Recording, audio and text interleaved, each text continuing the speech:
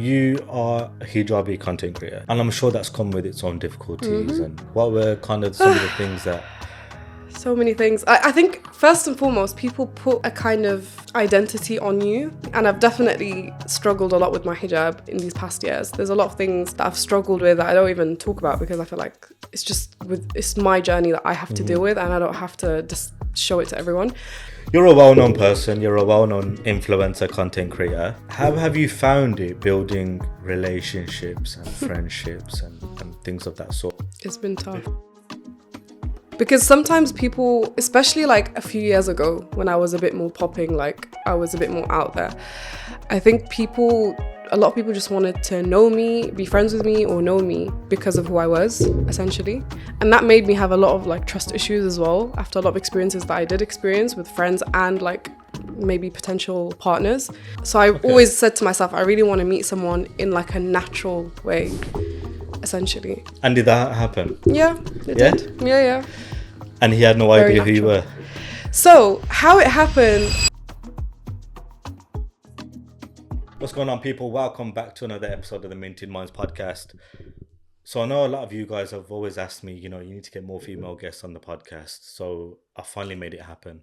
She's a content creator, entrepreneur, and I'm with Habiba. Habiba, welcome to the podcast. Hey. How are we? Good. Yeah? Good. Nice weather finally. Well, it's cold, but at least there's sun.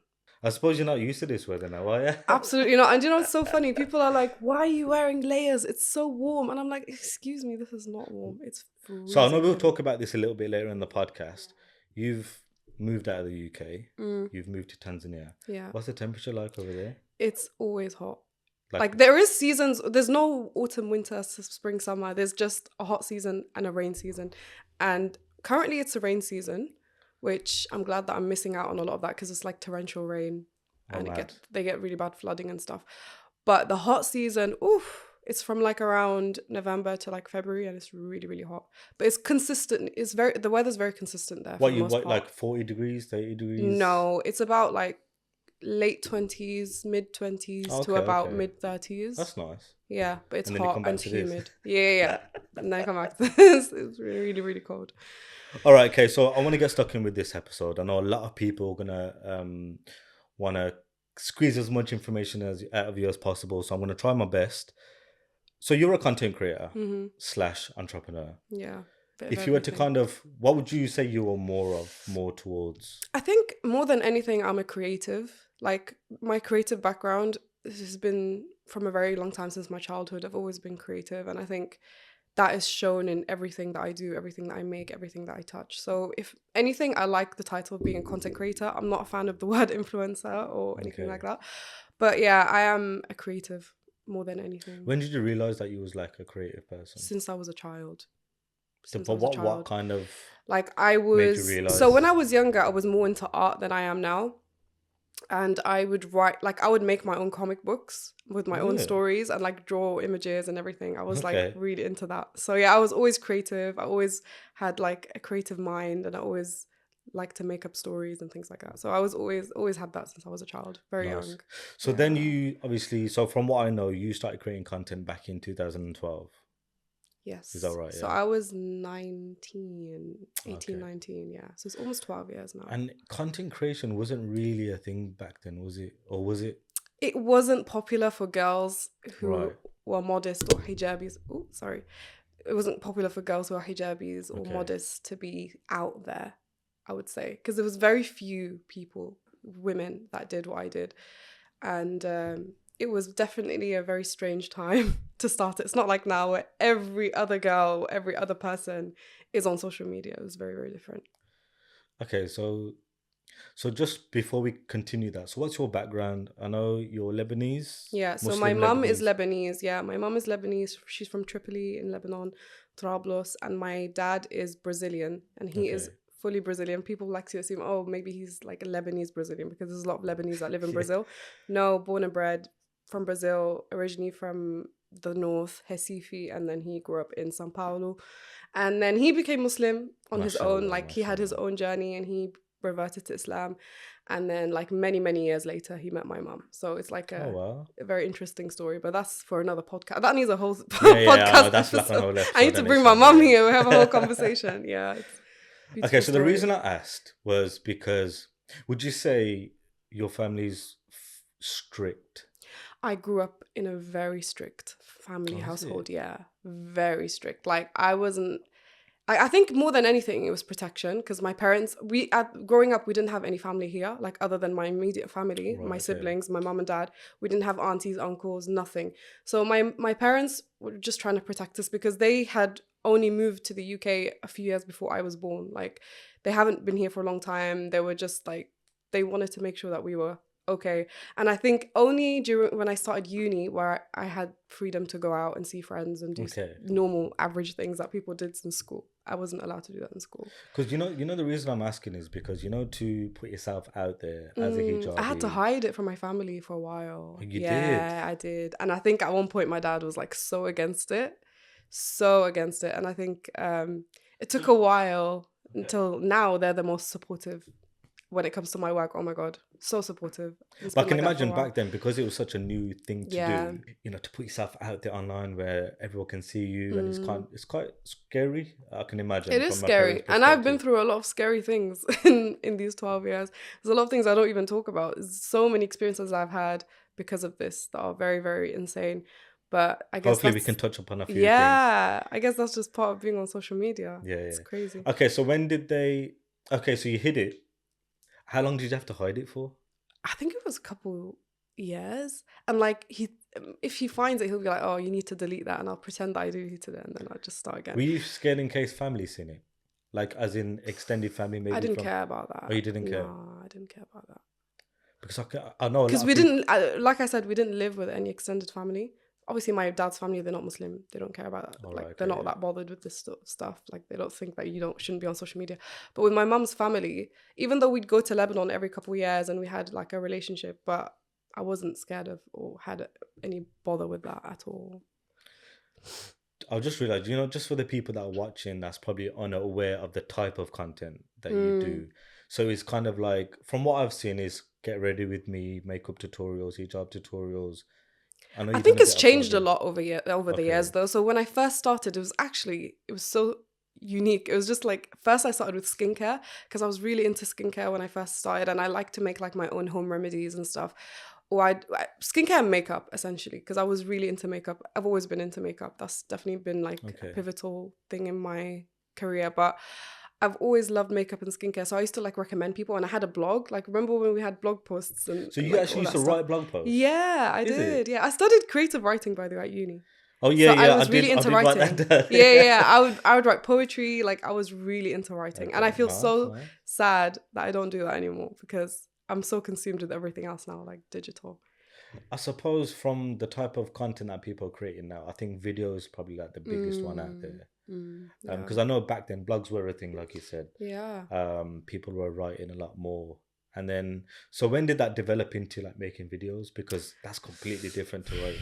I think it didn't take that long, but I always wanted, like, I think it started on Instagram. Like, I'd post things and people would want to see more. And people, I think it all started because people were requesting me to do tutorials on like, how do you do your eyebrows, or how do you do this and how do you do that? And I started with makeup videos essentially. I think that was the thing that I was doing. And then I did a few, like I would get my family members involved in like funny videos and stuff. But it was mostly makeup tutorials and scarf tutorials, things like that, and reviews. Yeah. So this is back in 2012. You started developing, you were hiding it from your family. So is it safe to say they've kind of seen you doing well in it? And Oh kind of my God. To be honest, it probably didn't take as long as I said, like didn't take a couple years. Maybe it took like a year or something. But yeah, they definitely saw how powerful it was. And actually I was doing really well. They noticed that I was gaining more like, more interaction from people. And like when we'd go out with my parents, people would recognize me. They're like, whoa, how do they know you? And some people will recognize my mum when she's out and she's like, how do they know me? And it's just like, yeah, it's powerful. That's nice though. That's nice. Yeah. But my parents are so supportive with my career. They're supportive in everything, to be honest. Alhamdulillah. Like, I have a very supportive family and my siblings and everything. So I sometimes it's like a distant memory. I'm like, whoa, did that actually happen? Like they didn't support it once. And I'm like, wow. But yeah, so many things have changed since. Do you ever look back and just think, wow, like what a journey? Yeah. Do you Because know what? It's not all the time. I really need to think about that more because I have such bad memory. I think since being a mum as well, your memory just goes yeah, all the way yeah, down. yeah. It's just trash. But I sometimes do, when I do think, and I'm like, whoa, I've actually been through so much. And this whole journey, this past 12-ish years has been crazy. Like crazy, crazy with my career and everything. And you need to remember, I basically grew up on online. Like all my mistakes, all the things I went through, it was mostly Yeah. publicized, and I couldn't get away from that. And there was definitely some really dark moments and dark times, but alhamdulillah, I'm so glad that I've managed to like persevere and stay true to who I am and just do my thing. You know, you say stay true to who you are, and I've heard of a lot of people that put themselves online and they value that, you know, the fact that they've stayed true to. What does that mean? I'm still Habiba. Like I'm still that same Habiba. Like I'm not as naive as I used to be. I'm not making the same stupid decisions for the most part. But I am still me. Like I have my core values that I will not let go of. Like that who makes me who I am, essentially. Because I can imagine, you know, you're starting out. I'm sure you probably didn't even think of how big it was going to get, the opportunities that have probably come knocking Yeah. on your door because of that. And I know it can change people because of the recognition that you probably get. So, what have you done to kind of keep yourself grounded throughout this whole journey of putting yourself out there, essentially? Being true to who I am. I think being like an anxious person and being introverted has really also kept You're me an true to who I am. introvert. Do you know what? I'm much better now, and I think it's because of the move. I'll Oh, is talk about that it? more when we talk about So the I'll move. just assume But because you create content. yeah, I was very introvert. Oh my god! Like if I had to do this, I'd probably be shaking and sweating No right now. way. Yeah, I swear to God. Like if I had to like go to events, like basic events, like Okay. makeup events, brand events, and I'd be invited, I'd be so nervous to talk to people. Like I was just scared. Like I just felt like I was so, I don't know what it was, you know, but I think it was just a lot of being naive. And don't forget, us content creators, especially like back in the day, it was just us, our room, and the camera. Yeah. Okay. Like we didn't have a physical audience. The audience is digital. Okay. So Okay. it's very understandable for us to be quite Yeah. introverted because we don't see, like, do you know when you, okay, for example, if you have a small page and you have like 10 likes on a picture, in your head you're like, oh, that's such a small amount of likes. Imagine 10 people in a room. Yeah. That's true. Actually, you don't really see Yeah. like that though, because you know when you see posts with Yeah. like so many thousands of likes, and then you think, okay, but you're right because you're in your own comfortable setting and you're just talking to a camera. Whereas you know what's funny, but I find it more difficult talking to a camera. Really? Yeah. Yeah. Yeah. Oh wow. I don't know what it is. I feel as if. So did that come natural to you, like sitting there putting a camera on? Yeah, I think Did so. it? Yeah, I really enjoyed it, to be honest. I feel a bit sad that I'm not on YouTube anymore. Like it's been a couple years, I think, since I haven't posted. But that again, I'm it's sure a just lot too of many people are going to be things. watching this and they're going to be just saying, you know, you need to I be. get messages every single day. Please get back on YouTube. Please get back on YouTube. But It's hard though, isn't it? Like, become so different than what is it it? was. Yeah. I think even with myself, like consistency is quite difficult because you get caught up in loads of different things, and then There's so many apps now, man. Like I'm trying to push a little bit more. Like the past few months, I've been doing more TikTok and keeping up with trends, keeping up with editing everything, keeping up with doing your voiceovers, keeping up with what you're gonna post on Instagram. It's just like I need it I is need a an never-ending assistant. thing, and Yeah. it is, and it is a career. It's a full. So that was a question actually. So you're creating content. At what point did you think, you know what, I can turn this into a full-on career? Shall I say something really funny? So when I first started everything that I was doing, I remember I had a few friends, one friend specifically that I was also a creator at the time, and she was new and she was kind of doing the same thing as me at that time. Mm-hmm. And then I was like, oh, I feel so... It was at the time when people started doing advertising through people like me. Like they'd send stuff and I'd advertise it or I'd make a blog post or whatever. And I remember I used to be so grateful that people were just sending me things and I'd talk about it or whatever. And then my friend told me once that she was charging people, and I was like, charging people? What? They're already giving us stuff for like gifts. Like, why would I do that? And I think I didn't click and think business straight away. I didn't think I can make money off What this year straight was away. this? Can you remember? Around 2013, I think. Okay, so that's still like in the early days. By the way, like- I've never had a job, you know. I've never I had was a job. I was looking. I had a look at your LinkedIn, and I'm thinking, where has she ever like? I've never had a job. This has always been my work. Like, so really funny. So when I was in uni, that's when I started everything. When I was at uni, I was applying to work at Selfridges because I really loved makeup and I wanted to work on a makeup counter. Like, that was like my dream then, right? And they refused my what's it called? My application. And then a couple of years later, they contacted me to do paid collaboration. So Wow. on my platform. So I've actually never had a job because I started so early. I did a few odd stuff, like my parents used to work at Arabic school and it was like a Sunday thing, and I used to work in the reception at one point for a couple months, but it wasn't really anything substantial. Do you know what I mean? I never had a proper work experience other than what I've done. So I've literally grown through it, lived through it, learnt through it, and just, this has literally been it since the beginning. That is crazy though. It Think is. about it. When I tell people, they're like, what? You never had a job. You never had a boss. Yeah. You never had someone telling you what to do. Yeah. Now I'm scared. Like, what if I need to have a job one day and it's going to be such a weird environment for me to get used to. But Yeah, that would be a happen. bit of a mad transition. Yeah. Maybe you should experience it just for like... I feel like I want to, you know? I mean? Like, I always think, oh, imagine me in an office. Wow. Okay, so I know a lot of people look up to you. A lot of the girls, they kind of look at your content, you inspire them. And I'm sure there's probably girls watching now, or even guys, that are thinking about becoming content creators. So if you were to give someone a piece of advice that's thinking about it, but they're quite hesitant or they're scared, like what would be something that you'd tell them or advise them? I would say don't feel disheartened that there's too many people doing it or whatever, because I think now the algorithm on social media is so different to how it was before. Before, people would just support like the big, the big people. But now anyone can become viral or can become successful through social media, especially apps like TikTok that will push people's content on how good the content is. So don't feel disheartened because there's other people doing it or whatever. I would say the most important things is consistency and being true to yourself. Like, just do what you feel natural with yourself. Don't try to emulate anyone else or anything. Be yourself, literally. That's what social media loves right now, and I think it's the best kind of environment to be in. Authentic self. Yeah, it's great. I love it. You know, you are a hijabi content creator, and I'm sure that's come with its own difficulties. And so talk to me a little bit about that. Like, what were kind of some of the things that...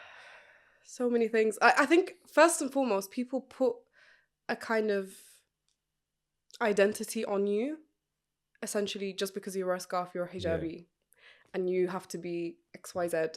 Like, you have to fulfill all of these things that we put on you, whatever. Yeah, like if you're hijabi, you have to do this. You have to be like this, you have to act like this, you have to dress like this. And I feel like it's very disheartening, and I've definitely struggled a lot with my hijab in these past years. There's a lot of things that I've struggled with that I don't even talk about because I feel like it's my journey that I have to deal with, and I don't have to just show it to everyone.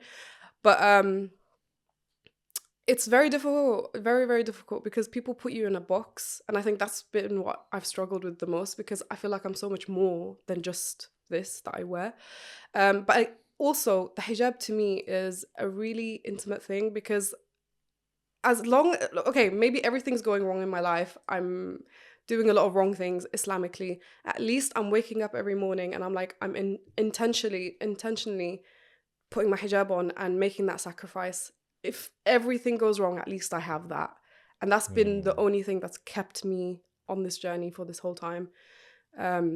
So yeah, but it's been difficult because people judge you on things that they wouldn't judge someone else on. And they make it out like you're like an image of Islam, which I understand for a little bit, but I think it just makes it difficult for other women to wear hijab as well, because they will see comments and they'll be like, oh, I was thinking too, but now I'm just like, maybe I shouldn't. So yeah, it's a hard topic, to be honest. There's a lot that goes in with this, but it is. 100%. Do you ever feel that pressure? So, you know, are you always mindful? Do you know what? I'm sorry. Can I swear on this podcast?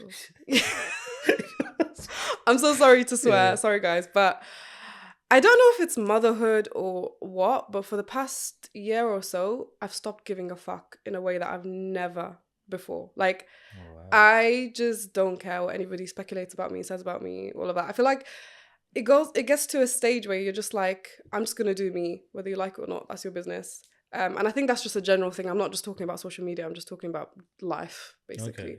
But yeah, you can't just. At the end of the day, for me, hijab is not about me and you, or me and this person, or maybe someone that follows me. It's between me and God. It's between me and God, and that's it. It's my journey in whatever journey I have with Allah, and that's it. Because I can only imagine the type of hate comments. I've had so many things. I've had exposés. Oh my God. There was once, quite a while ago actually, I had someone made a whole video on YouTube exposing Habiba Da Silva, and it was like an hour long and it went viral. I think it was over 100,000 views. Like, it went viral. And then, so funny, they must have deleted it. It was a really bad time for me. That was mentally, like, I was... Because of that? Yeah, that really hindered me a lot. And I think after that, someone deleted it after a couple months. And then I got a message from a no-name account on Instagram. And they were like, they sent me this long message and they were like, I'm the one that made that video and I'm really sorry. I think it was Ramadan or something. Like, I'm trying to repent. I'm trying to be a better Muslim and I'm really sorry for making that video and I hope you can forgive me. But I don't understand, like, why have they taken their time to go? Like, did you find out who it was, or no? And I didn't care. Yeah. I'm not. I know. I'd be a bit curious. I don't need to know, to be honest. I don't need to know. Yeah. Yeah, I don't need to know. So I'm assuming you weren't prepared for this type of stuff going into the content game, and no way. I would have never known. I'm assuming you have to have thick skin. Also, don't forget, when I first started, the environment was so different to that kind of... I think that when that video was posted, I think it was like 2018. Did your family find out about it? Yeah, they did. And what was their reaction? I think it was just kind of like, oh, they're just looking at me like, oh. You made your bed. Yeah, literally. Yeah, that was a crazy time, I can't lie. I think that was like the toughest time in my career. So...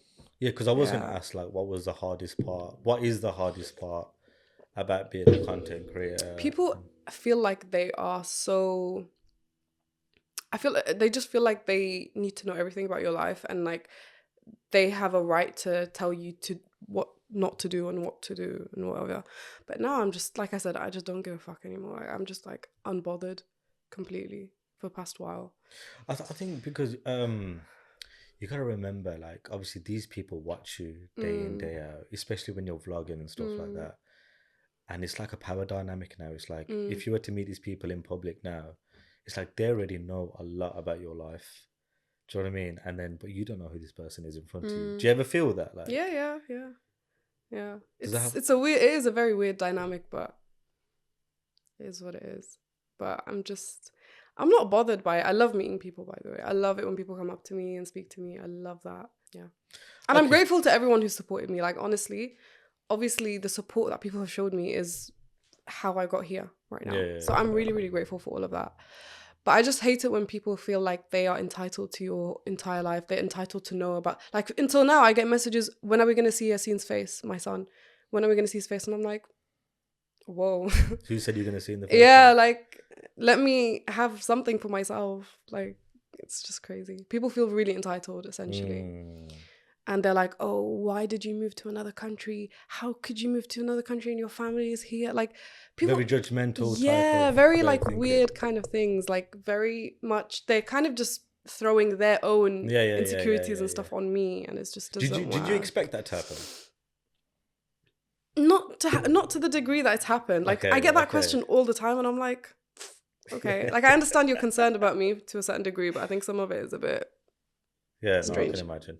We Yeah. will talk about marriage and Yeah. a little bit in a second. But before that, you're a well-known person. You're a well-known influencer, content creator. So I'm assuming you go out there, you must get recognized quite a bit and stuff like that. And so being someone in such a position, how have you found it building relationships and friendships and things of that sort? It's been tough. Because Yeah, it's been really tough. Because sometimes people, especially like a few years ago when I was a bit more popping, like I was a bit more out there, I think a lot of people just wanted to know me, be friends with me, or know me because of who I was, essentially. And that made me have a lot of like trust issues as well after a lot of experiences that I did experience with friends and like maybe potential partners.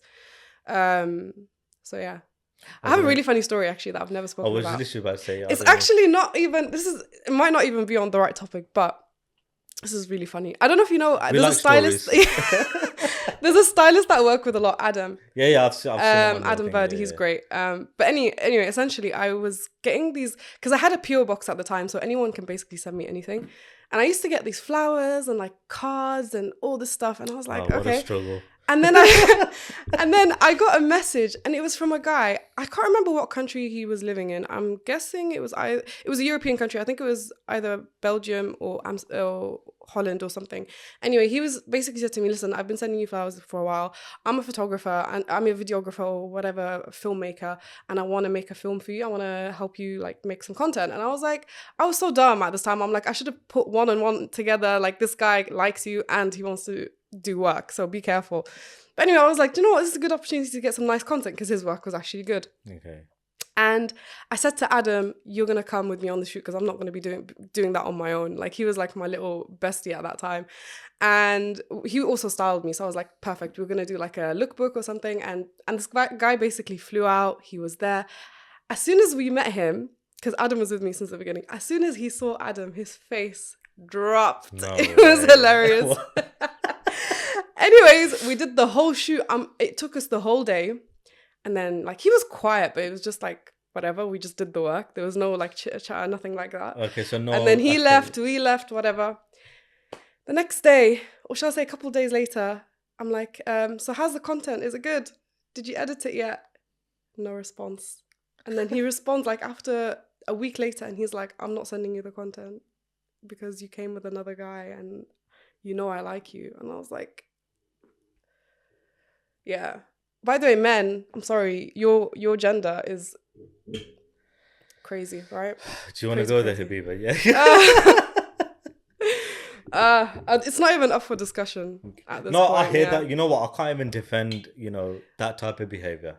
So he was sending you flowers. Yeah, I should have. Yeah. Okay, so a lot of people are probably screaming at the screen saying you should have put one on one together. Which Yeah, you said yourself. I should have. Looking back, okay. I was a lot younger than Okay. it was 2017, I think, which is. Was he sending you any notes with these 7 years flowers? ago. Was he like? There was cards, but it was more so appreciative rather than Okay. anything Okay. too lovey-dovey. I guess the flowers was lovey-dovey, but So that was his way of kind of building that connection. But I don't know what he expected. Did he think he was just gonna propose to me while we're filming a video and then I'm just gonna be like, yeah, okay? I don't know. Like, so I've got this theory. I don't know if you're gonna agree with me or not. okay. Okay, so let's just say there's two guys. One you find very good looking and another one you don't. They could say the exact same thing to you. But the good looking one, you're going to take it in, he's got game or he's such a nice person. Whereas the one that's unattractive, he could say the exact same thing and you're going to be like, what a creep, get away from me. Is that true? Do you know what? I'm not someone that only goes for looks. No. I understand that, which is a lot of people. So you should have more so said it. There's going to be a guy who you like their personality and you like them more. And then there's going to... No, let's just say a guy's trying to approach you. You don't know who they are. Yeah. You don't know what they're about. But it's true though. Of course that's going to happen. Yeah. Let's just say, had you found this guy attractive, you would have been like, oh my God, this is how I met my husband. Shall I be honest with you though? I have given up on finding someone, the right guy, on social media for a very long time. Okay. Like, we're talking since 2015, I'm like, I'm not meeting anyone from social media. Okay. Because, like I said, when people see me...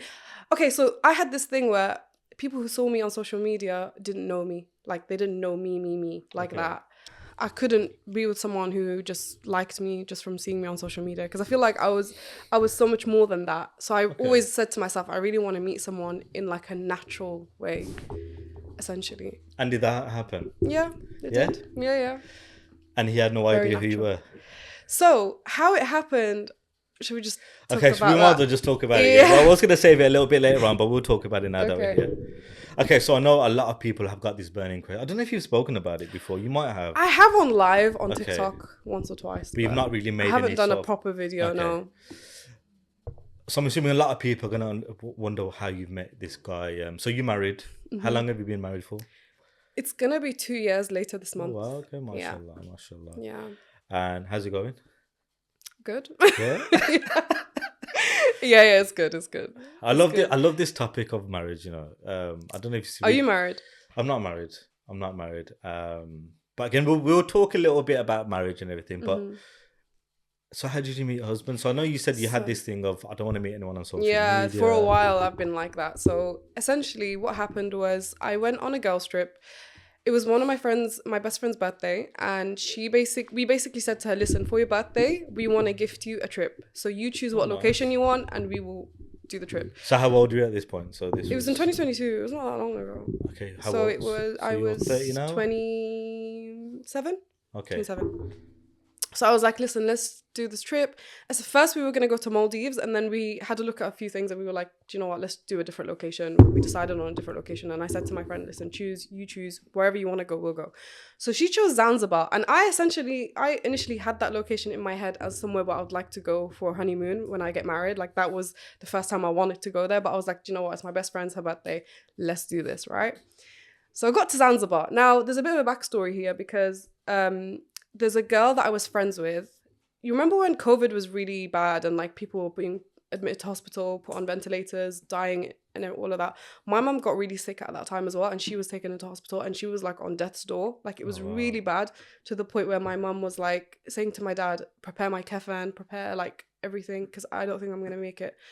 And then it was such a horrible time. I put on my social media at that time who works at so-and-so hospital, because I don't know if you remember, at that time there's no visitation, and the only way I can communicate with her is if she messages me, and it got to a point she was really sick, she couldn't do that. And when you call the hospital, every now and then they'll give you some information, but you wouldn't be able to communicate with your... I've been in the exact same position. Sorry? I was in the exact same position. My mom was in hospital. That's horrible. Yeah, so I can understand. My mum's always been healthy and like very active in our household. So to see her sick for the first time was just, it literally killed me. So I put it on my social media. I was like, does anybody work at this hospital that can check up on my mom and stuff? So this nurse messaged me. She's like, listen, I'll take care of her. So she'd go in and she'd even massage her feet. She'd take her to the bathroom, like all the stuff that she couldn't get before. And honestly, it was like a godsend. And since then, my mom just got better. And within a week, she was home. Alhamdulillah. Like, it was like that girl was like an angel. So I kept in contact with her, and she's Tanzanian. So when I went to Zanzibar, she had messaged me because she saw I was in Zanzibar. She's like, oh my God, you're in Zanzibar. You should message this guy. He's my family friend. He'll take care of you guys while you're there. Like, he deals with all this touristy stuff. And the time that I saw this message, we had already like been in Zanzibar for a while. We had met other people. We were just doing our own thing as a group.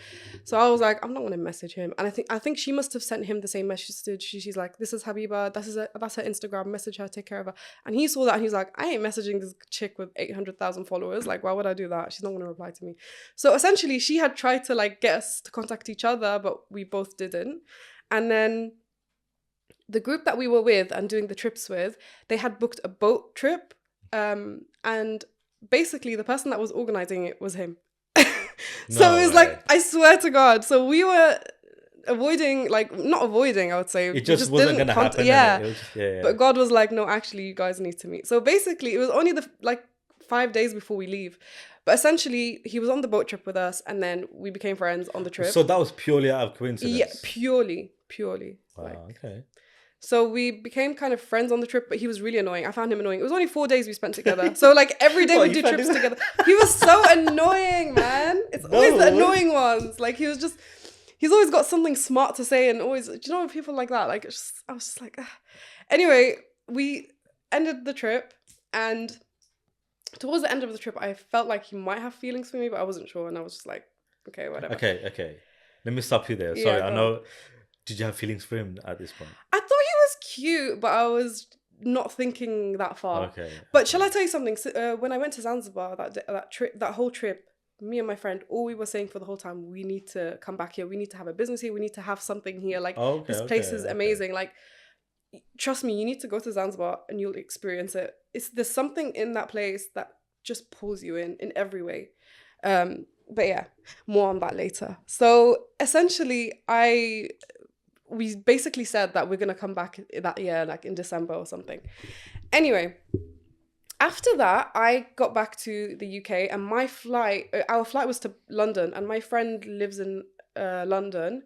And then I had to basically find a way to get to Birmingham. And I had already booked a car to take me to Birmingham.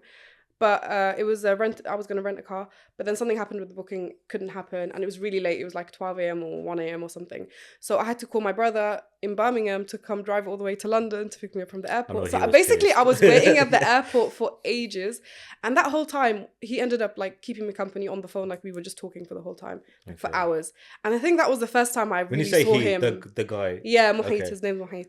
So I think that was the first time I was like, oh, this guy, wow. Very interesting personality. Like there's a lot in common. Like we both are like grounded people, but we like to have fun and we're calm and we're just So anyway, I think I just had like a little flag, but then we just kept on talking basically for that whole 2 weeks. I think. Did you keep this part of your life private at this point? Yeah. On social media. Yeah. Okay. I mean, when I was on the trip, I posted pictures with him in it, and people were like. Okay. Who's that? Yeah, I got a lot of messages like that, and I was like, no. I bet you didn't on purpose, did it? Like... I didn't even think of anything at that time, so I wasn't even. If I liked him, I wouldn't even have posted anything with him in it. Sorry, but I wouldn't have. Trust me. So basically, essentially, this is the funny part because things developed very quickly. Because within 2 weeks, he basically said that he liked me, and then I was like, listen. I'm not doing none of this dating stuff anymore. Like, I'm done with all of that. I'm 27. If you like me, you talk to my dad. You said that? Yeah, I did. Fair play. Thinking that he wouldn't. Fair play. Thinking that he wouldn't, right? And he was like, give me your dad's number. And he contacted my dad straight away, essentially, yeah. He's like, listen, I really like your daughter. It's nothing to do with who she is or whatever. I genuinely do like her. And I'm not thinking to use her as a passport, like to come to the UK. I'm not fussed about going to the UK or anything like that. And I just, I feel like we can have a life together. And my dad looked at me. He's like, Habiba, I just got this message. Didn't you go to Zanzibar like 2 weeks ago? Wow. He's like, you were in Zanzibar 2 weeks ago. You guys need to calm down. My dad has never said that in his life. All the time, when you get married. And then now he's like, you guys need to calm down. Quick. It was really quick, actually. It was very quick. Because I know people have always asked you this question about marriage and when you get married and blah, blah, blah. And you've always It was so spontaneous, man. It was really spontaneous. And then I think by the next year we were married. Because we got married the next year in April. So the trip was in March 2022. I got married in April 2023. Yeah. Fair play. It was crazy. So after that, we met up in Dubai. Well, he kind of surprised me because I was there for work and then he kind of showed up. And he had told my parents already that he was going to show up while I'm in Dubai. We had an engagement, like an online engagement with our families and a sheikh and all of that. That was quite interesting. No way. Yeah, like a video call. It was so funny. And then we met up in Dubai because I think that was the time where we really wanted to like get to know each other properly. Like physically, like get to know each other face to face kind of thing. Because, talking on the phone is all well and good. But yeah, so that was a good chance for us to like meet and like get to know each other a little bit more. And then I ended up actually going to Tanzania in September because I felt like because obviously if I got married to him, I was going to have to move there. And I wanted to explore it a little bit more and see more of it because I've only been to Zanzibar, but he's got family in mainland and we were essentially going to live in mainland first. So Tanzania is a very big country. Zanzibar is a part of Tanzania, but it's an island. Okay. And the mainland is like where everything else is, and the mainland is beautiful. There's like safari and all that stuff. So where were you gonna live if you were So to... the first year he actually gave me the choice. He was like, "Do you want to live in Zanzibar or do you want to live on the mainland?" And I was like, it crazy "Do you know to what? be talking about marriage though at this point? I feel like I was ready for marriage for a while, Okay. but it was hard for me to meet the right person. I just didn't meet the right person. And he basically gave me the choice, and I said to myself, "Do you know what? Moving to an island from a city is gonna be so hard. So let me actually try the mainland first, Okay. see how that feels, and then decide." So we lived in the mainland for the first year, and then we moved to Zanzibar the next year. So now we're living in Zanzibar at the moment. I have so many But questions. we're very much in between because it's very close. You can get a ferry for Mm. 2 hour ferry or flight that's 15 minutes.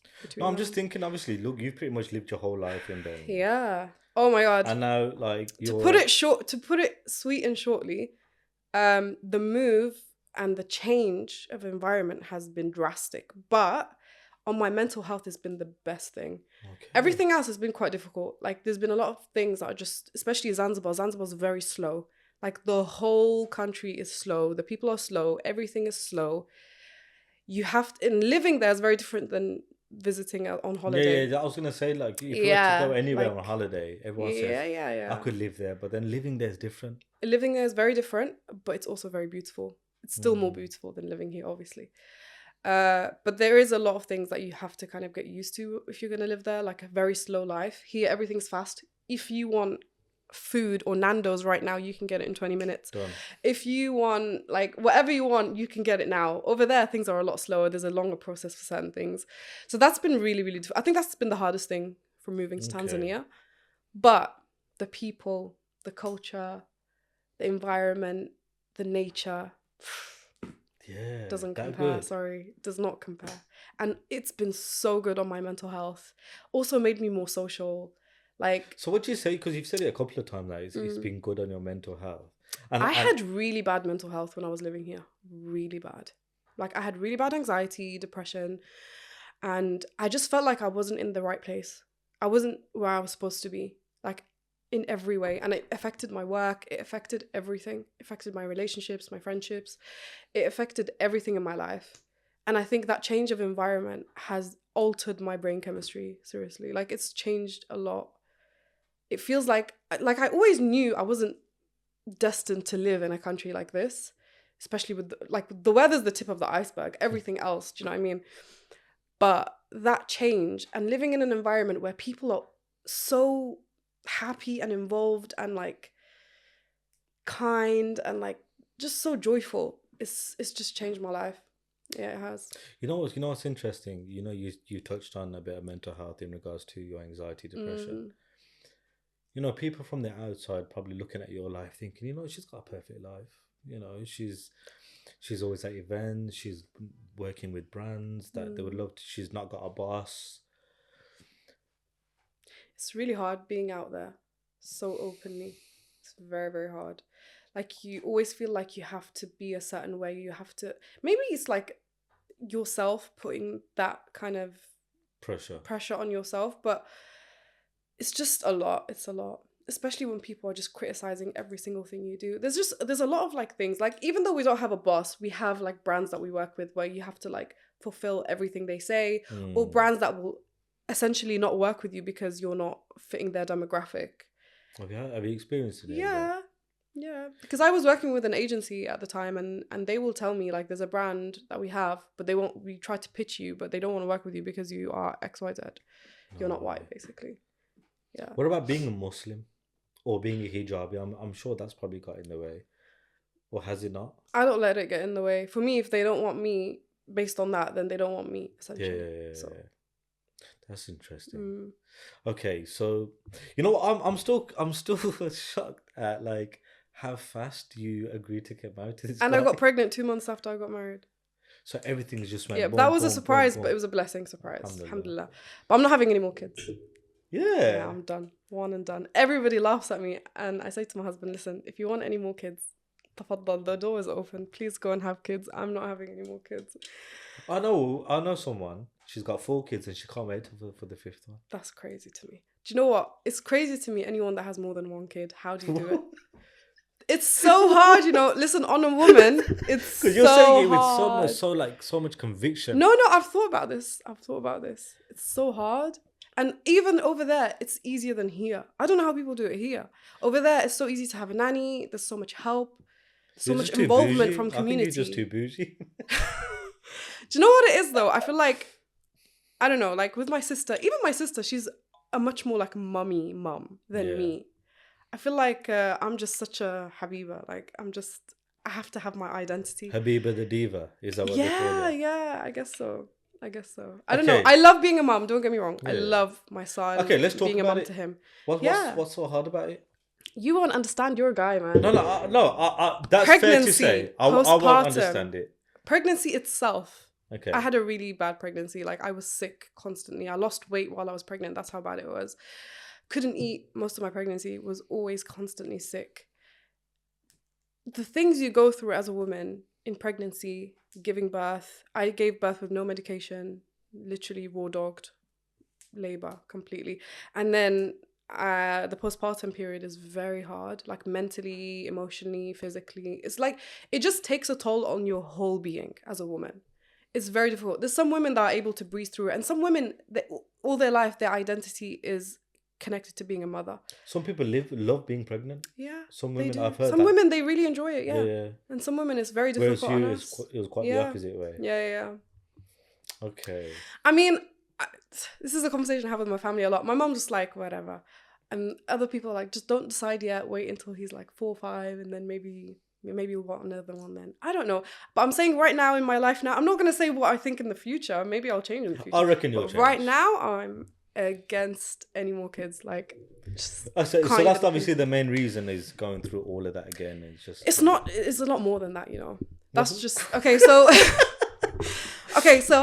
I don't want to be one of those people, but I do think I have undiagnosed ADHD to a certain degree. I'm really bad with multitasking, so I get overwhelmed really quickly. So with my son, I'm like constantly thinking about so many things, and I feel like I can't do that with 2 kids. Okay. I like my mental capacity is overloaded, and also I'm thinking about, do you know what? Let's be very honest here. Having kids is a big responsibility. Having a child is a big responsibility. Having a child is not an accessory. I feel like a lot of people have children because, oh look, I have a girl and I have a boy and I have 4 kids and I have this. But are you doing the work? Are you investing the right amount of time and effort and everything you have to do and thinking about all the right things for your kids? And for me, I want to give my child the best that he can get. I want him to have a very fulfilled life, a very healthy life. Like, I'm not just talking about food, I'm talking about lifestyle. No, I think that's such a mature and like that's given self-awareness. Like, you understand how you are and how you work. Mm-hmm. And I quite rate it, if anything. I don't want to be overwhelmed. Like, I want to do it in the most healthy way. I want to be a good mom as well. And I feel like having too much that's going to trigger me and overwhelm me is not going to make me a good mom. So that's basically where I'm at right now. My husband says 2, and I'm just like, you go do that, honey. That's fine by me. Have fun. I can't. So how's that now, being a mother? Have you found like a newfound respect for your parents? Like, do you know who I respect the most though? Single moms. Yeah, of course. Honestly? Of course. Yeah. Even I'm just like, I have a nanny. My husband helps a lot. We all work, like all of us have our hands in it. I'm like, how do women do this on their own with multiple kids with no help? And I think here, like, being a mom is so hard here because you literally have no help. You have to do everything yourself unless you have like family members around you that can help you and stuff. Yeah. But it's so hard. I don't know how single moms do it. I have so much respect for single moms, honestly. Like, I look at Rima all the time and I'm like, I don't know how you do it. And I feel like I've overlooked it so much because I've never been a mom and this is my first time being a mom. And now that I know how hard it is, I'm just like, whoa. I've always said this, like, you know how they say, you know, men are stronger than women. Physically, maybe, but then when it comes to... Men are not stronger than women at all. Yeah, so when it comes to stuff like that, you kind of think, wow. Do you know if a man goes through the pain that you go through in birth, they wouldn't survive it? No, it's actually a fact. I don't think any man would, try to even experience that. No. So even physically, I don't think that's true either. Okay. But then that's the beauty of what, like, you know, Allah subhanahu wa ta'ala. Sorry, I'm the men are trash gang. Just really? to say that. Yeah, I am. For the most part. I'm not saying you're trash No, individually, but okay. I think patriarchy is rife. Yeah.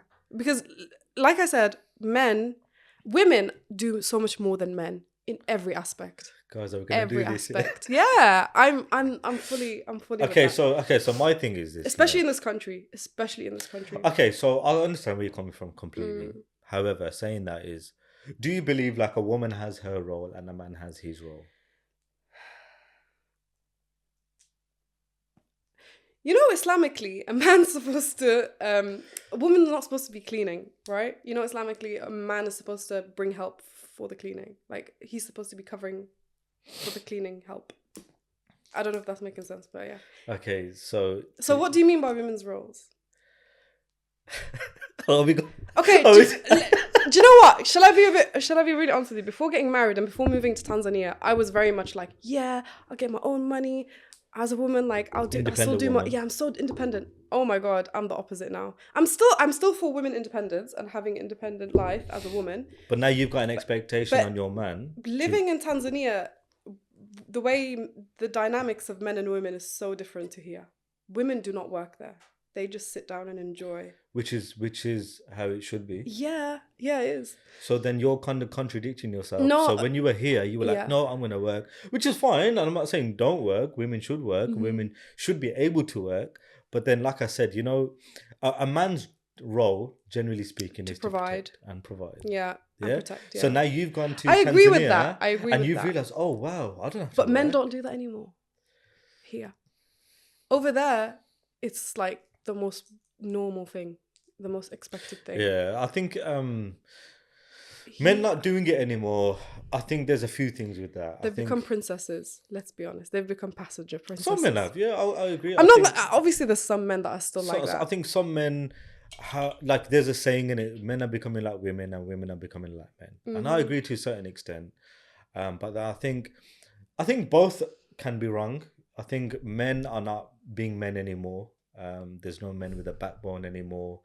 As much as, look, you'll probably sit here and say, look, I want a nice guy, blah, blah, blah. But as soon as you will come across a nice guy, you're not interested. Do you know what it is, though? The nice guys usually end up being a bit weird. Not nice. It's weird. Yeah, essentially. I don't know. It's just weird. It's a bit difficult to even. You know, have you heard of this phrase? I want a man on Dean with a hint of road. Yeah, for me, it's like halal haram ratio. Not too haram, obviously, but you know what I mean. Yeah. So you need someone that's got a bit of substance. Someone that's a bit streetwise, maybe. Someone that can handle themselves. Someone that can maybe put you in your place at times. And I think a woman likes that from a man, whereas men are probably not doing that anymore because they're afraid of being judged by other women. Do you think so? Yeah. I feel as if some men are probably kind of closed, or they're afraid of losing their woman, or they're afraid of being judged by society for being a certain type of way. Again, I'm not saying men should be rude, men should be abusive, anything like that. So please don't take what I'm saying out of context. But what I'm saying is, a man to kind of be look, if you weren't feeling safe with your man in your house, you're slowly going to lose love and respect. 100%. So as a man, it's your job to be able to show that you can protect your woman. And, you know, go out there, even if you have to work 2-3 jobs to be able to provide for your woman. But then imagine you've got this mindset, and then you've got women out there saying, no, I want to work and I want to do this and I want to do that, which is fine. But then you're taking away. I think men should just be with who they also agrees with the same thing, because a lot of the time men like that who want to do like 50-50 and all that other stuff, and who wants the woman to work and whatever, they will go for girls who have the opposite ideology. And do you say 50-50? So but there's some women out there would love 50-50. Yeah, I know which I don't get. Which is really sad. Personally, I don't get that. I think as a man is like, I think it makes a man feel good that he's able to provide for his woman. You know, going on that first. You know what? I think it just has to be the Islamic way. A woman's money is her money. A man is has the responsibility of doing everything they're supposed to be doing, and the woman and his money is the woman's money. So yeah. I don't know. I had a very different mindset when I was here before, but now my mindset has definitely changed. I think also experiencing marriage makes you realize this is the dynamic that will actually work long term. Okay. Sorry, what was your husband's Especially name as a again? mum. Sorry, what What was your husband's name again? Mohit. Mohit. Yeah. What was it about him that made you think he's the one? Because marriage is a big decision, let's be honest. You know, spending the rest of your life with this one person. And so was there anything that stood out and you thought, okay, you know what? So he was basically like my fantasy. That sounds really crazy. Wait for it. I don't mean it in that way. Wait for it. Yeah. All my life, I like I said to you, I never imagined myself to be destined living here like this, right? All my life, I wanted adventure. Like I knew that I was missing something. I needed an adventure. I needed something, not just a trip or a holiday. I needed a lifestyle change that will be like adventure and excitement. And I think when I met him and I saw the lifestyle he was living, I was like, wow, okay, imagine living in that. So is the country, thanks to the country. Is basically what you're saying. Okay, no, it's not just that. Sorry, it's not just that. That was definitely a big part of it.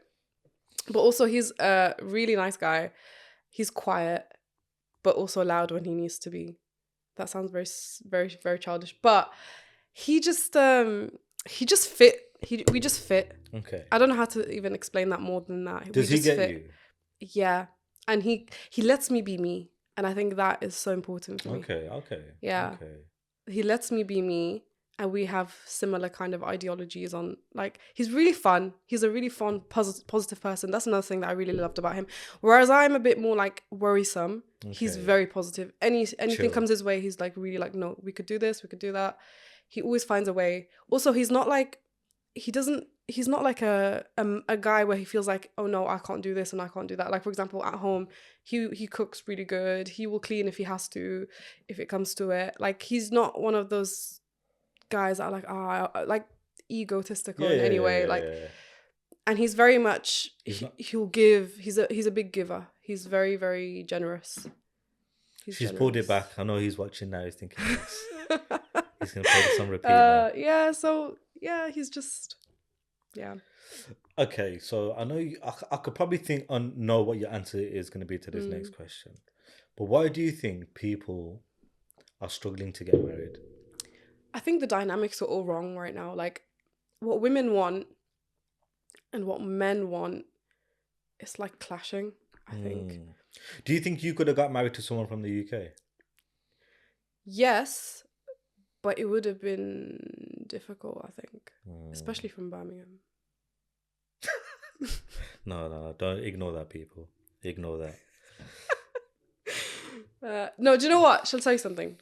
I'm going to be so honest. Most of the guys around where I live, let's just say, I'm not going to say Birmingham. I'm going to say just the general West Midlands, right? Okay. I feel like it just wouldn't work. They wouldn't allow me to be me, be on social media. Like, one thing about me with getting married, I will not hinder my identity. Like, who I am, what I do, I'm not going to stop that. Okay. Nothing can make me stop that. I'm still going to be me. This is who I am. I have to retain a part of me. Like, I can't just get married and then my whole identity just changes and I lose everything. That's not going to happen. And I feel like a lot of guys, like, they like the idea of it, but when it comes to after you get married, it changes. No, I actually agree with you on that point, because I have heard, and it's not necessarily wrong, it's just their preference, I'd say, is they wouldn't want their woman being on social media. Because I run a lot of TikTok lives. I used to talk about marriage and discussions like this, and that was one of the questions that I'd ask people is, if your partner was on social media, would that be okay? Some of them would say, yeah, that's fine, no problem, but then a lot of them would say no, she would have to go off social media. I've never had a job. What am I gonna do? No, exactly. So I'll stay at home, look after the kids. I couldn't do that, I couldn't do that. Have to have something for myself. So what does your It's not even about money, it's about just it's doing something I enjoy. I really enjoy, like, even if I'm not making money, I enjoy making content. This is my creative flair. Like, I have to do, otherwise I feel dead. I think because you're such a creative person anyway, I think if you were to sit at home do nothing, Yeah. you'd lose your marbles. Hmm. So what does an average day in Tanzania look like? Because here was obviously you're creating content, you're meeting people, your friends, family are here. Yeah. It's hard without my family and friends. I think definitely I felt that more after I've had a baby. Before I was just like, yeah, whatever. But Yeah. now I'm just like, okay, no, I feel that. But average day, because where I was living, we're moving soon, but where I was living was on the ocean completely, on the beach. So go out, I have cats and dogs. So have a look at the cats, have a look at the dogs, make sure the cats have had their food, have a Red Bull or coffee. And then I will just go for a walk sometimes with one of my dogs. Me and her usually go for a walk on the beach. Um, Sometimes my husband will go. There's some fishermen that fish, and they go nearby where we are on the beach. Sometimes we'll go and see if they have anything we can buy from them. Decide what's the meal of the day because we have a maid, but I usually like to cook myself. Maybe we'll go into town. Maybe we'll go to the market. Our life is very spontaneous. I'll say that Okay, for so now. you kind of wing it Because every my day. husband works from home as well, so we Oh, does kind he? of just do whatever. Yeah, because he has a travel agency, so he Oh, basically nice, does that nice. from home, and he has like his own Does he staff still that do? does all of Does he the. still do those excursion type of? Yeah, he does So everything. you're not afraid in case he meets anyone? Huh? Are you not? Oh no, he doesn't do that. He works from Oh, home, okay, okay. so he has staff Oh that yeah, does all of that. Yeah. you didn't let him. That's what it was. Oh Innit? hell no. Yeah, imagine if you meet someone else the same way he met me. Imagine. Okay, so your background is Lebanese Brazilian. What is he? So in Tanzania, I'm sure you've heard people here who are Indian Tanzanian or something, I've probably come across or it, yeah, even but Kenyan it's Indian or Kenyan. I've heard, Kenyan yeah, something. yeah. So East Africa, there's a lot of Indians, there's a lot of Arabs that have lived there for generations who've moved there from different countries, Iranians that have moved there from Iran from different generations. So he's basically mixed. So his mum, her dad, so his grandfather is Iranian, full Iranian, and his grandma from his mum's side is Tanzanian, like Zanzibari, black African Zanzibari, and then his dad is full Yemeni ethnically. Oh, is it? So that's basically his background. Yeah, So what's your child then? he's mixed. That's a all mad over. mix, isn't it? Yeah. But I think with Tanzanians, they just call themselves Tanzanians. Like they're not really. They're not So when really people about ask, all that or stuff. if he was to get asked, what would he say? Like, I'm Arab half Tanzanian. Arab Tanzanian, Yeah, just to keep just- it easy. yeah, Yeah. simple. Okay, and to make that sort of, I'm assuming it wasn't hard then, innit? Like because you're quite mixed yourself to kind of marry. Always ask me this question. It annoys me so much because I'm like, my mum married a non-Arab, Yeah. so that You was was- never a It's conversation never gonna be a for me. thing. Like, oh, you can't marry this background or you can't marry that background. As long as they're Muslim, Yeah. So Doesn't really It matter. wasn't. What was the wedding like? it was very fun. Yeah. Yeah. Tanzanian weddings are quite lit because there's like so many days. There was like the henna day, the nikah, Yeah. the wedding. Did you have all your friends, family over? And Yeah. nice, man, nice. Big wedding. Medium. I would Ish. say medium-ish. Did you yeah. do anything in the UK or? I had like a girls' party in the UK before going, like a bridal showerish kind of party. Are you planning on moving? Are you there now? Like, Been there for 2 years. foreseeable, or is there a chance that you may come back? I don't know. Like a lot of people ask me this question also, but I'm just like, I'll see where the wind takes me. I'm very spontaneous like that. Oh, We so are you just spontaneous. literally Even his winging it work is then, very. He's very spontaneous as well, and with work and stuff. So it's just like we'll see what happens. But I don't have plans. I can't see Okay. myself living here long term, or even coming here What anytime a soon. nice chilled life, man. Yeah. Just if I feel like it, I'll move back. I'll see. But yeah, I don't. Do you miss really the know. UK? Is there any parts of the UK that you do I miss how easy it is to do certain things, like how accessible a lot of things are. Like accessibility for me here is so different, and I did miss that. I'm not gonna lie, but it's such a small thing in the broader image of everything else. So I'm not. It's not something that's the only thing that's gonna make me move here. Obviously, I also miss being around my family. Is it and easy my to make friends friends over there? Do you know what? I meet a lot of people all do the you? time. Yeah, I do. So I think, like I was saying before, it's made me more social. Like, it's socialized me a lot. And I wouldn't say I have like close friends, but I have made quite a few friends. I have my best friends that are here, but I've definitely made a few friends. which is really They fun. must as have well. found it hard when you went over. Yeah. From- Do you know what's so funny though? Most of my friends are from London, so we've always done long distance. And one of my friends, we have a long-standing joke because we always used to see each other once a year, and it's still once a year. Oh, it's still the same. So it's like it's no different. yeah, not What's the much time of a difference? So right now it's 2 hours ahead it's not from that here. bad, is it? Yeah, before the time changed, it was 3 hours ahead. Oh yeah. So the hour went forward recently. Anyway. Yeah, because there the time doesn't change; it's just the same all Are year. you still creating content over there? Or? Yeah.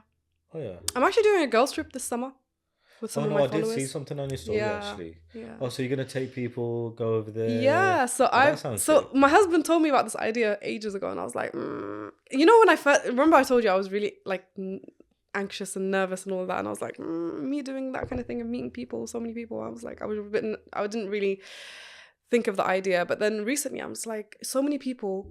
I can't even tell you how many people I've been in Zanzibar walking around doing my daily life, and someone will bump into me from Birmingham and they're like, oh my God, you're the reason I'm here. I was Oh wow. Okay. And there's so many people that message me and they're like, I really want to come, but I don't have anyone to go with, and I don't know how to even start organizing a trip there because I don't know anything. And I feel like this trip is perfect for these people. And it's a good way for people to meet each other. So we've already got quite a few people coming already that I've booked. There's people from the UK, America, other countries in Europe. Yeah. And does the thought of that make you feel a bit nervous? No, I'm excited. I'm so actually it really feels excited like now. this moving over today has kind of opened you up a little bit, made you a lot more confident. Yeah, it's made me more social for sure.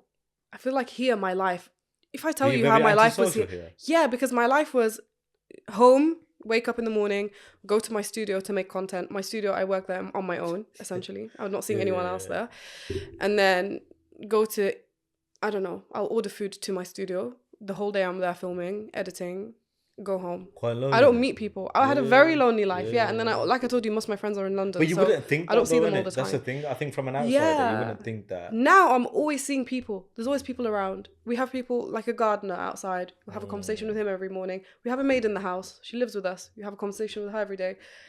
I have a child. You have to talk to him too. So it's like a husband also. And then, so there's so many people I'm interacting with every day. And then we go into town. My husband knows everybody there. So it's like, whenever we go in, we see so many people and like we're having conversations with them. And then it's just, you meet and make friends so easily there. And like, there's so many people who are expats. I hate that word. But you know, people who are from like different countries that are living in Zanzibar, doing business and working and whatever. So I've met so many different people, and I've really enjoyed this character development for sure. No, it's good, man. I can tell from how you're saying it that Yeah. it was like one of the best things that you've probably done by the sounds of it. Have you ever been to Dubai? So many times. Like, could you see yourself living No. in... Long term, no. Maybe like a few months or something. But I've been to Dubai. I think I've been to Dubai like 25 times, man. Oh, wow. I'm so tired of it. I went for the first holiday. time. I don't enjoy it. Literally, I was there a couple months ago because I had work in Kuwait and my connecting flight was in Dubai, obviously from Tanzania. And I was there for like a couple days. I think I was only there for like 3 or 4 days, and I was just like, get me out of here. Yeah. Yeah. I was in my hotel just ordering food that I craved. That's another thing in Tanzania, the food options, especially Zanzibar, there's not a lot of food options. Okay. So you're always either having their local food, or maybe if you go into town, you'll find like some sushi or something like that. But there's no doner kebab. I miss doner kebab. Yeah, I don't think I'll be able to survive with that. Yeah, it's hard. But you know what? It helped me lose so much weight though. It helped me lose so much weight. Are you being healthier over there? Yeah, you have to. You don't have a choice because when you're cooking, especially in Zanzibar, you're only using the produce that is available in that season. And most of the time I'm cooking anyways. And if you're eating out, even if you eat out, the food is also organic that it's not really that bad for your health. Well, the way you're talking about it, I'm just imagining so many people just moving over there. There's a lot of people that are interested. I get a lot of messages about that all the time. It's quite interesting. Would you go into business with your husband? Well, we're trialing this thing this summer. Oh, so it might be a yearly thing, or maybe even bi-yearly. So we'll see. Because I know that can go sideways. You know, when you're working with. It's more. It's not completely. I'm not completely working with him though. So it's kind of like he's just organizing certain things for my group trip, and it's like my trip. I know we're coming towards the end of the podcast. There was one thing that I didn't ask you was about Habiba Da Silva, your hijab brand. Yes. Are you still doing that? So I'm currently just selling everything, all the stock that I have left, and then I'm going to take a break for a while. I feel like I need to Okay. redo Kind of something. regather, kind of. Yeah, rebrand everything. I need to change up because I've done like the same. I've had the same thing going, which people really love, and they still really love it. But I feel like I need something new. I need to change things up, and I need some time to like gather myself and like my thoughts, and because I've got so much going on for me right now, I need some time to focus on it a little bit more. So I'm gonna do a relaunch at some point, maybe in a year or 2 years, and change things up a little bit. Are you coming back to YouTube anytime soon? Because I know a lot of people have been anticipating you to come back Yeah. and start creating content again. I would like to, but I think I also need some time for that too. I feel like I've just got so much. Also, being a new mom, even though I do get help, I'm so like, my mind's just very all over the place. So I need to kind of gather myself a little bit more. No, I can imagine how many people are just waiting for you to kind of come back. Because I know, you're quite big on YouTube, social media is your thing. So right now you're just working with brands and stuff like that. Yeah. To be honest, I haven't been doing a lot of work for the past, like since the end of my pregnancy till now. I haven't done much. So I'm now starting to like get back into the swing of things. You know what would be interesting? To do another podcast with your husband there. That would be very interesting. Well, next time. I'm Imagine... definitely not traveling alone next time. Yeah, I have to come with him. Oh, so he's not here with you at the moment? No, there's a lot of things he's working on in Zanzibar. He couldn't be away for this long. Yeah. So it didn't work out for him. When are you flying back? 1st of May. 1st of May. So I've been here. I will be here for 2 months. Okay. Altogether, Nice. yeah. Okay, fair. Right. The trip was mostly for my son because he's never met my family other than my mum. How old is your son now? He's just turned a year in February. So he's mashallah. 13, 14 months. So it's the first time your parents have met? My mum's met him because she came when I gave birth. She stayed with us for a while. But everybody else didn't meet him. So this is the first time he's bonding with them and they're meeting him. And this is the first time he visits the UK. So. Oh, that's nice, man. That's nice. Yeah. I can imagine life changing when you're having a kid, man. I think for me, I'm not married. But more so than marriage, I'm looking forward to having children. I know you kind of put me off a little bit, but no. Honestly, biggest blessing. Biggest blessing. I swear to God, like having my son was amazing experience. Like put everything negative aside, it's just beautiful. Really, really is. It's a bond like nothing else. No, but I know, and I think. That's what I always used to think. People always talk about how hard it is going through like the pregnancy and giving birth and everything like that. Yet women still decide to have another kid, and I'm thinking that's the there's got to be sacrifice. something. Do you know, I was actually having this conversation with a friend the other day, and we were like, if men were the ones getting pregnant, we would go extinct. We would go extinct. No, but Allah's put that thing in women where they're able to endure that pain. And, that's and true. And that's what I'm saying. Women are so strong physically, mentally. We are so strong. Okay, so give me some good points about men. There's got to be some things you like about men. I know it might kill you to answer this question. Well, some men who are good, they're very protective. They're providers. They're loyal. They have good characteristics. They're respectful. I don't think respect is a big thing, because this day and age, there's not much respect. One quick question. I know we're going to wrap up the podcast. Let's just say you were single.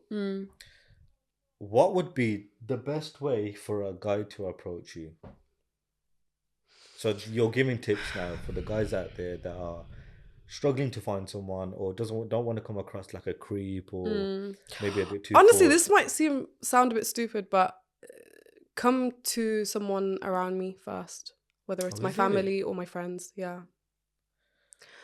And speak to them first, because they're going to know me and they're going to know whether that's going to work for me or not before it even gets to me.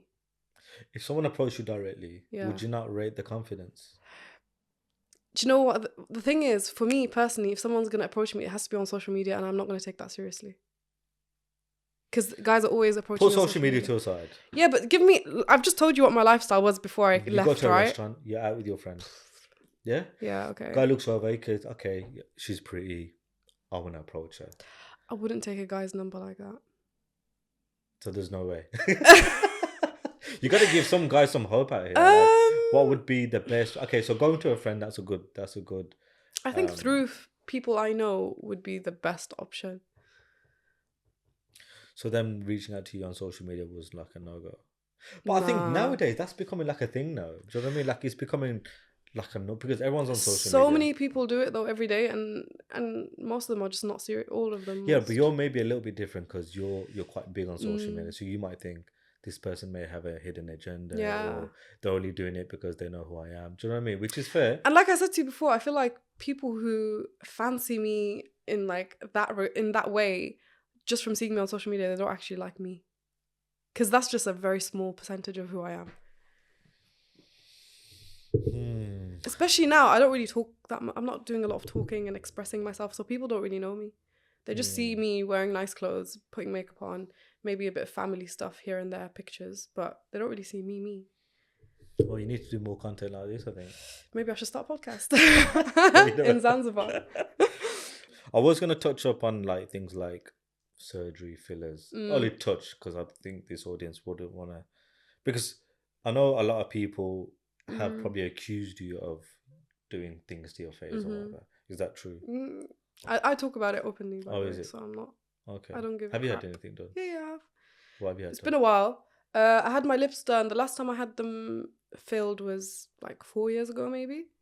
And then I get Botox in my jaw every 3 months. That's something I get regularly. Okay. Yeah. Do you feel as if girls should be doing this? I feel like everybody should have the Freedom to choice do and freedom whatever to they do want. what they want in this Well, I day think and age. sometimes it gets out of hand. This is me being me. I Sometimes feel you like see. I'm not gonna lie to you. I went through a stage where I was addicted to getting my lips filled. Like I would get them redone all the time because I just enjoyed the feeling. I know that sounds strange, but I would start to enjoy the feeling of having a needle in my lips. I know, but I think it got to a stage where it just became really bad. Like I had a really bad lip filler stage, and then I just kind of got them removed and then started again, and then since then it's been good. And I don't get it done anymore because I just like how the last person did it. Apparently, they don't dissolve in it. They don't. I've heard that crazy thing where I've had them redone many times though. Like I've had them dissolved and redone many times. So I think the last time I got them dissolved and redone, that's it. No, but I heard even when they try to dissolve them, apparently they don't. No, when you dissolve, it does dissolve because they inject Hylace. No. Yeah. I don't know about that. Okay, fair. No worries. Right, I think that's the end of the podcast. Again, thank you for coming down. It's been a pleasure. It was nice. I feel as if there was so much more that we can talk about, and I feel as if we can talk here for ages. I know we're limited for time, but I think maybe if people want it, part 2. You're down for a part 2 if people want it, yeah? Sure. I'm here for another couple of weeks, so. All right, wicked, when are you planning to put this up? So not this week, next week. Okay, good. Yeah. But guys, if you've got any other questions, make sure you leave them down in the comments. Peace.